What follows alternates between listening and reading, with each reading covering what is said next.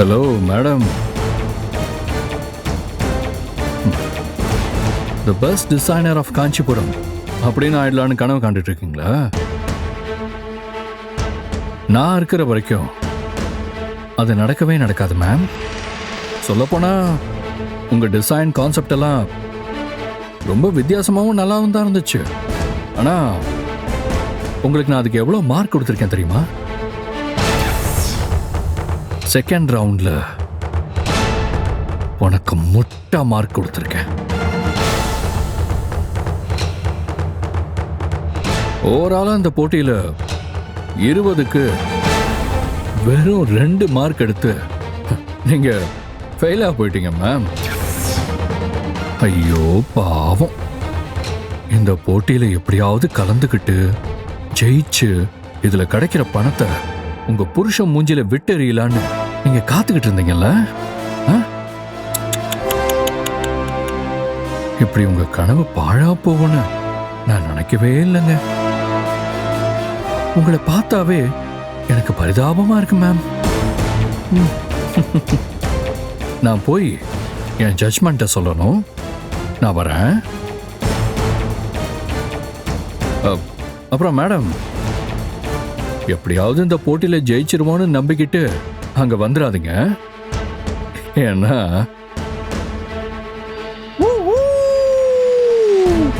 உங்களுக்கு சங்கூதி ரொம்ப நேரம் ஆச்சு.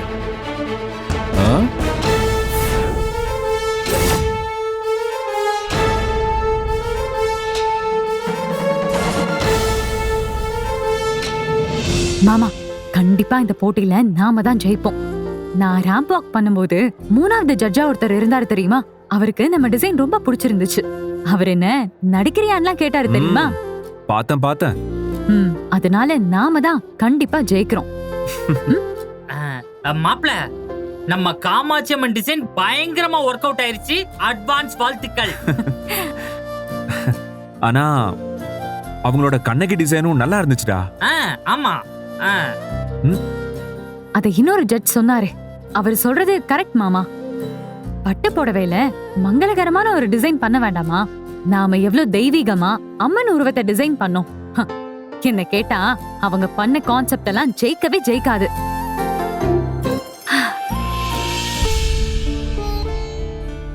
என்னாச்சு ஆனந்தி? ஒன்னும் இல்ல குணா, என்னதான் நடக்குதுன்னு பொறுத்திருந்து பார்க்கலாம்.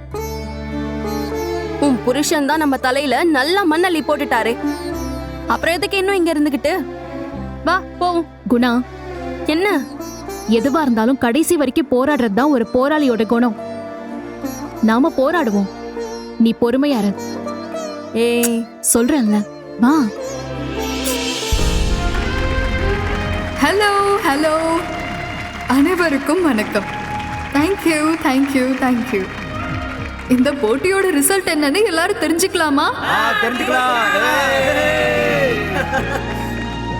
காஞ்சிபுரத்தோட சிறந்த பட்டு புடவை டிசைனருக்கான முதல் பிரைஸ் 5 லட்சம் ரூபாய யாரு ஜெயிக்க போறாங்க, 2வது பிரைஸ் 1 லட்சம் ரூபாய யாரு ஜெயிக்க போறாங்கன்னு இப்ப பாத்திரலாமா?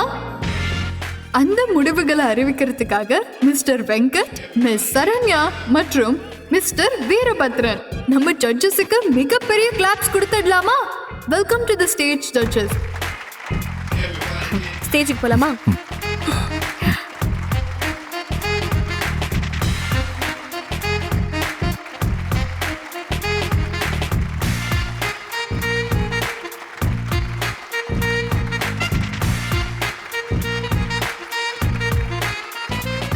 Sir, your mic. Thank you. எல்லாரும் முடிவுகளை தெரிஞ்சுக்க ரொம்ப ஆர்வமா இருக்கீங்கன்னு நினைக்கிறேன். என்ன மிஸ்டர் வெங்கட், அனௌன்ஸ் பண்ணிடலாமா? சரிங்க சார். முதலாவதா 2வது பரிசு யார் வாங்குறாங்களோ அவங்கள அறிவிச்சிடுறோம். So let's begin the countdown. 10, 9, 8. Sir sir sir என்ன சார் ஆச்சு? சார், உங்ககிட்ட நான் கொஞ்சம் தனியாக பேசணும். ரிசல்ட் அனௌன்ஸ் பண்ணிடலாம் சார், அதுக்கப்புறம் நம்ம தனியாக பேசலாமே. இல்லை சார், அதுக்கு முன்னாடி உங்ககிட்ட நான் தனியாக பேசணும்.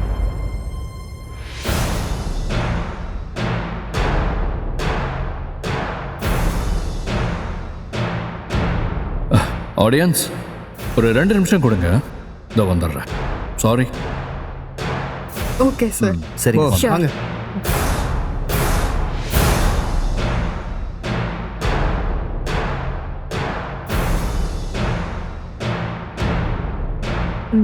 ஆமாண்டா. மாமா என்ன ஆச்சு? எதுக்கு கூட்டிட்டு போறாங்க?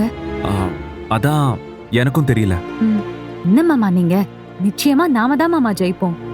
அந்த மாதிரி மட்டும் நடக்கலனா இங்க ஏதோ குளறுபடி நடக்குதுல்ல, அதுல நமக்கு எதிரா ஏதோ பண்றாங்கன்னு அர்த்தம். ஏய், ஏன் அப்படி எல்லாம் யோசிக்கிற?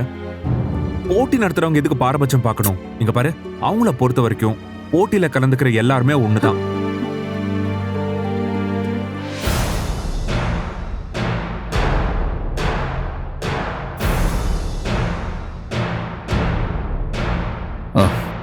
சொல்லுங்க சார். மன்னிச்சிடுங்க சார், நீங்கள் இந்த போட்டியில் நடுவராக தொடர முடியாது.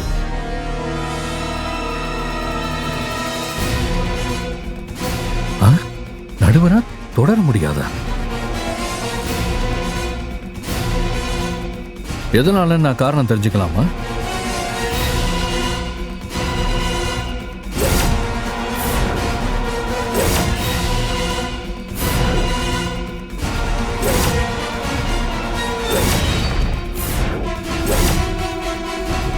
ஓ, மேடம் தான் காரணமா? என்ன சார், உங்ககிட்ட எல்லாம் வந்து கம்ப்ளைண்ட் பண்ணாங்களா? போட்டியில் கலந்துக்கிற கண்டஸ்டன்ட் ஃபேமிலி மெம்பர் ஜட்ஜா இருக்கிறது நியாயம் இல்லை. 3வது ஜட்ஜா இருக்கிறது என் புருஷன் தான், அதனால அவர் ஜட்ஜ் பண்ணக்கூடாது அப்படி இப்படின்னு சொல்லி நான் ஜட்ஜா இருக்கக்கூடாதுன்னு சொன்னாங்களா? சார், அதெல்லாம் நினச்சி நீங்கள் எதுவும் வருத்தப்படாதீங்க. என்னை பொறுத்த வரைக்கும் நான் மற்ற கண்டஸ்டன்ஸை எப்படி பார்க்குறேனோ அப்படியே தான் இவங்களையும் பார்க்குறேன்.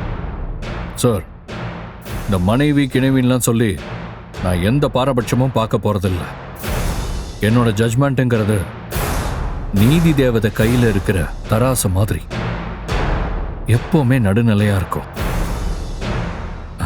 நீங்கள் அதை நினச்செல்லாம் கவலைப்பட வேண்டாம். நான் இப்போ ரிசல்ட் அனௌன்ஸ் பண்ண போகலாமா? இல்லை சார், நீங்கள் ஜட்ஜாக தொடர முடியாதுங்கிறதுல நாங்கள் ரொம்ப உறுதியாக இருக்கோம். நீங்கள் இதிலிருந்து விளைவிக்கிறது தான் நல்லது. எதனால் நான் ஜட்ஜாக தொடர முடியாதுன்னு இவ்வளோ உறுதியாக சொல்கிறீங்க? சார், நீங்கள் போட்டியாளர் ஆனந்திக்கிட்ட பேசுகிறத நாங்கள் கேட்டோம். ஆமாம் சார்.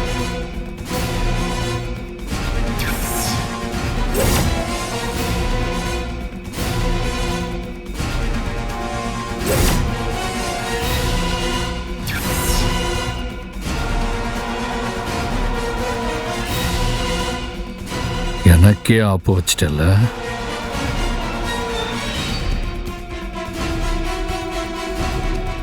பார்த்துக்கிறேன்டி.